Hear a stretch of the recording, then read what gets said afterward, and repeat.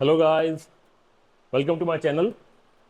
तो आज हम सीखने वाले हैं पाइथन डिक्शनरी। ठीक है। जो डाटा टाइप में लास्ट डाटा टाइप है, मतलब मेरे प्लेलिस्ट में लास्ट डाटा टाइप वो है डिक्शनरी। तो वो अभी हम इसके बारे में पढ़ते हैं। बहुत ही इंपॉर्टेंट है, ये बहुत ही इंपॉर्टेंट है, इसको ढंग से समझ लो बच्चों।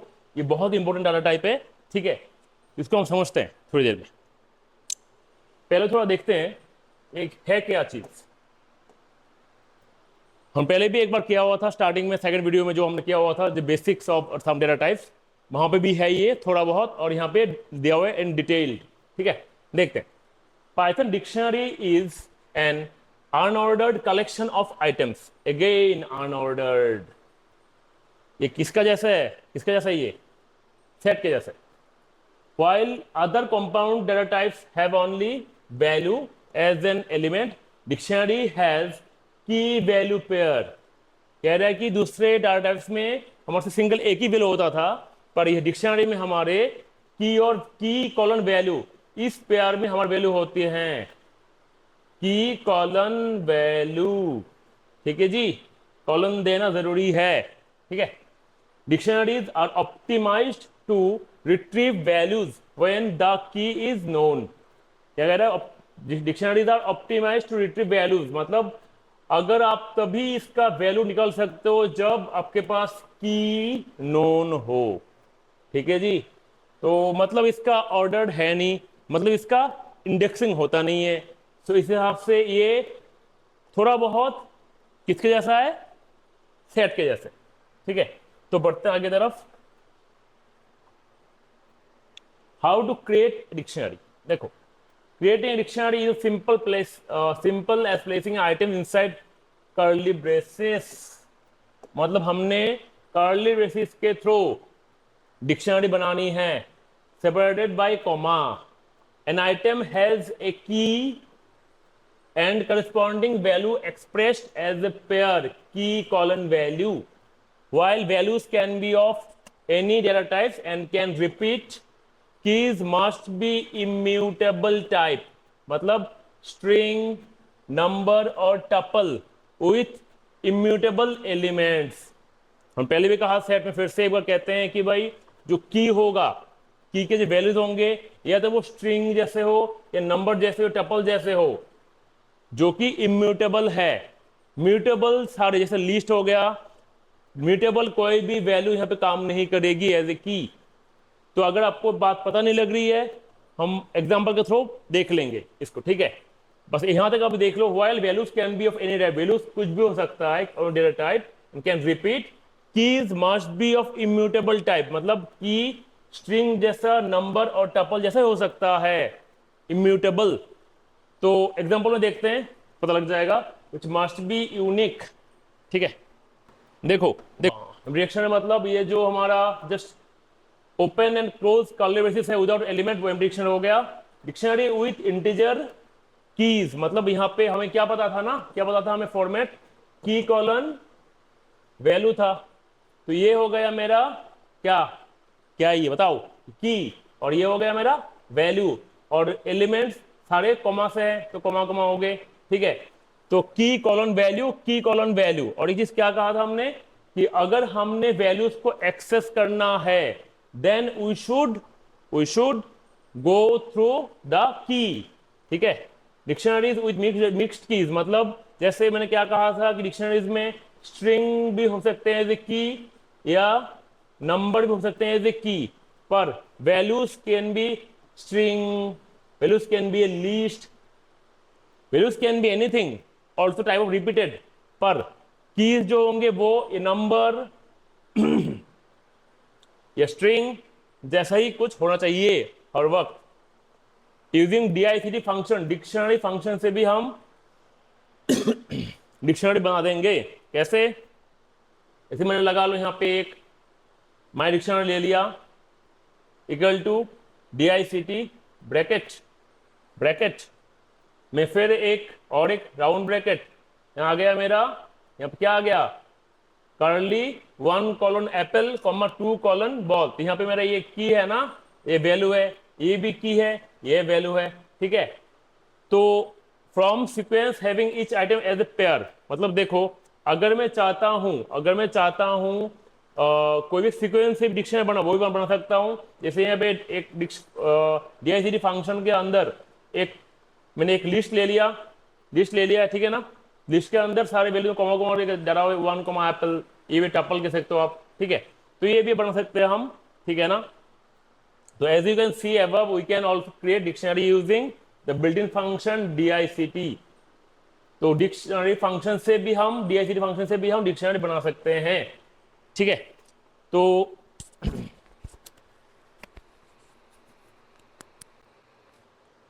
बढ़ते हैं आगे की तरफ।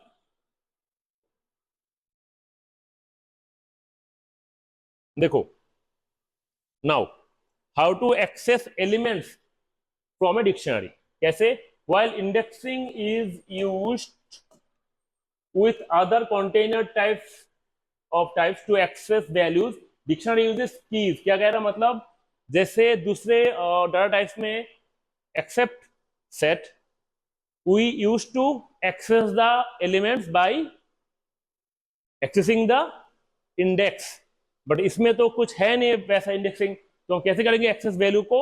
यूजिंग कीज के साथ, ठीक है जी। तो की can be use either inside square bracket और विथ द गेट मेथड।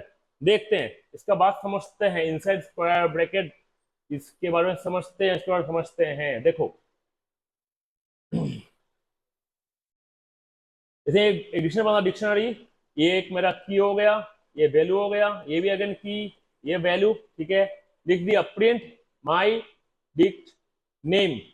तो नेम में यहाँ पे नेम की है, अगेंस्ट इसका रिजल्ट क्या आएगा? इसका रिजल्ट आएगा मेरा, ये की के अंदर वैल्यू क्या है? जैक, आ गया रिजल्ट। या और एक फंक्शन के गेट मेथड, कैसे? Print my underscore dict dot gate, bracket में क्या डाला मैंने? एज। एज के यहाँ पे मेरा की है, तो इसका वैल्यू क्या आएगा? 26, ठीक है जी। तो मतलब always to access the value need to go through the key. तो की को हम कैसे लिखते हैं? दो टाइप से, एक लिखते हैं स्क्वायर ब्रैकेट में, जो ये स्क्वायर ब्रैकेट में लिखते हैं की को, और एक गेट फंक्शन से लिखते हैं इस हिसाब से, ठीक है। याद रखना पड़ेगा कि यहाँ पे ऐसे नेम लिखा है, कोट दिया हुआ है, यहाँ पे भी कोट होगा, यहाँ पे एज में कोट है, वो कोट होगा। अगर आपका नंबर होता 1 होता, उधर कोट होता, तो हम यहाँ ब्रैकेट 1 ही लिखते, ठीक है जी। कहा कि गेट फंक्शन अगर हम लगाते हैं, तो अगर वो वैल्यू नहीं एग्जिस्ट करती है, वो आपको नन दे देगा, ठीक है। पर अगर आप लगाते हो, अगर स्क्वायर ब्रैकेट में क्यू लिखते हो, जो कीज है ही नहीं, वो आपको एरर दे देगा, ठीक है। तो इस हिसाब से आप देखो, अगर मैं यहाँ पे यहाँ पे माई अंडरस्कोर डिक्ट डॉट गेट ये लिखा मैंने, इसका एग्जांपल आएगा नन, रिजल्ट आएगा नन, और ये दे देगा हमें एरर।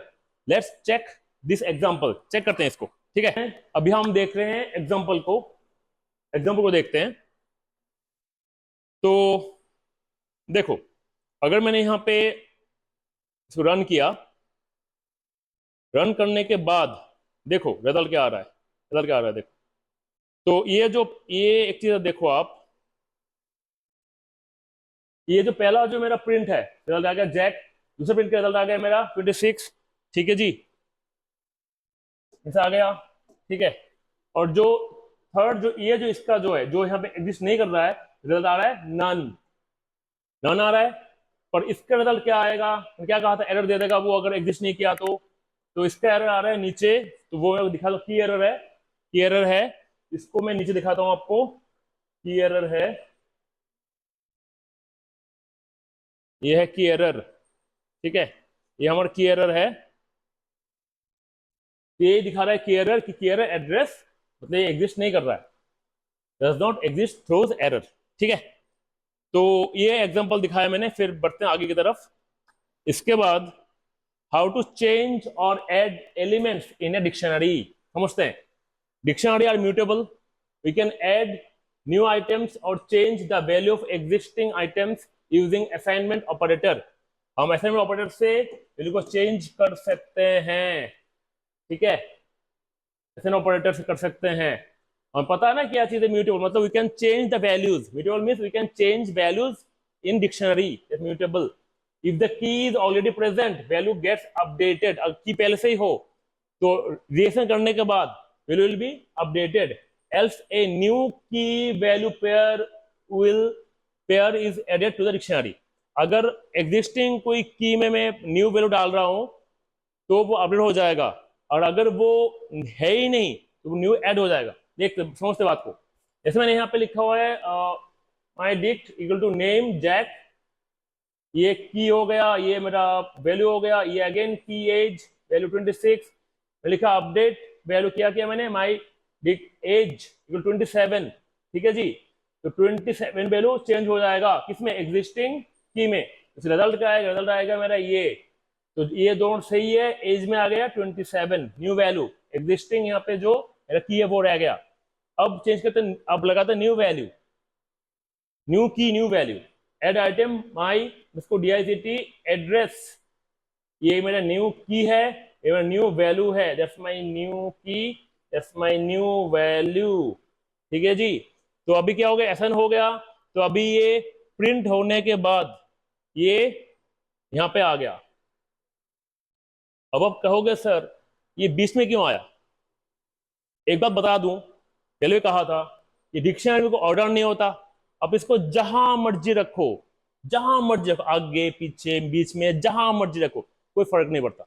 ये फर्क नहीं पड़ता क्योंकि अगर आपने एक्सेस करनी है वैल्यूज को, अपने की को लिखना पड़ेगा, तो आगे पीछे जहां मर्जी लिखो कोई प्रॉब्लम नहीं है, जहां मर्जी लिख आए हो कोई प्रॉब्लम नहीं है, ठीक है। तो ये आउटपुट से ऐसे आ रहा है, तो आउटपुट कहीं भी आ सकता है, एंड में आए, स्टार्टिंग में आए, नो इश्यूज, ठीक है ना। तो बढ़ते हैं आगे की तरफ, हाउ टू डिलीट और remove element from a dictionary. We can remove a particular item.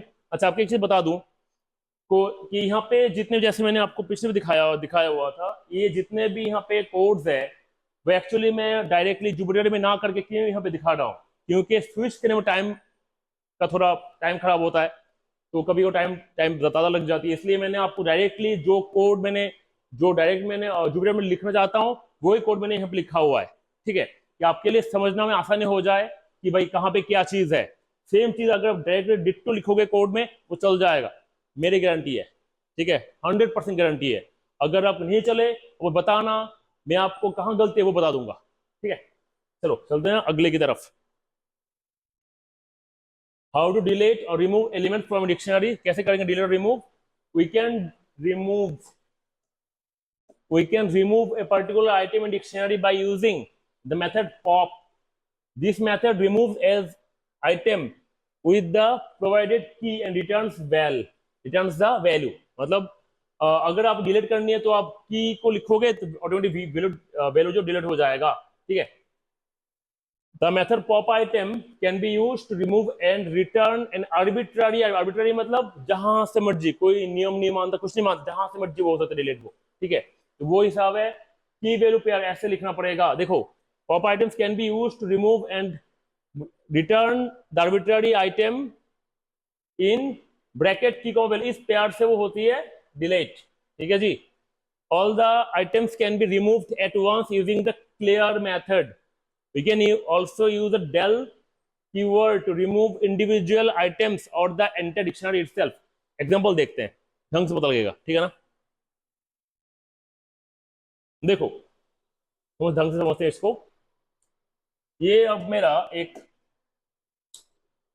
Dictionary है स्क्वायर, हमें पता है ना ये क्या चीज है, ये सारी चीज क्या पता है ना हमें, ये सारे कीज है, ऑल आर कीज हियर है ना। और यहाँ वैल्यूज क्या है, वैल्यूज क्या यहाँ पे वैल्यूज क्या है, these all are values, these all are values, these all are values, ठीक है, ठीक है। चलो तो अभी मैंने लिखा print squares dot pop 4।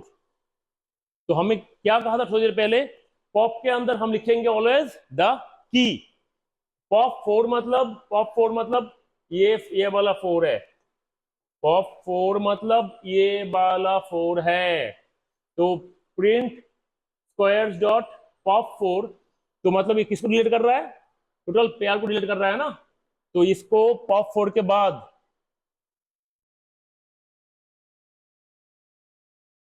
Print squares dot pop 4, तो ये उस एलिमेंट को प्रिंट कर रहा है जिसको मैं डिलीट करने वाला हूं। तो किसको करने वाला हूं डिलीट में? 4 के अगेंस्ट जो वैल्यू 16, मतलब टोटल पेयर को यहाँ पे 16 रिजल्ट आ गया। पॉप 4 मतलब वैल्यू 16 है, इसको डिलीट करना मतलब 16 डिलीट होना मतलब की भी तो नहीं रहेगा ना, वैल्यू अगर नहीं रहेगा तो की भी तो नहीं रहेगा, तो 16 डिलीट होना मतलब 4 भी नहीं रहेगा। उसके बाद प्रिंट करने के बाद वो पेयर के बाद बाकी आया 1 1 2 4 3 9 5 25, ये है नहीं ना, ये यहाँ पे है नहीं। चलो फिर और एक देखते हैं, और एक फंक्शन देखते हैं, print squares dot pop items. क्या कहा था ये? रिमूव एन आर्बिट्ररी आइटम, कोई भी आइटम को वो डिलीट कर देगा।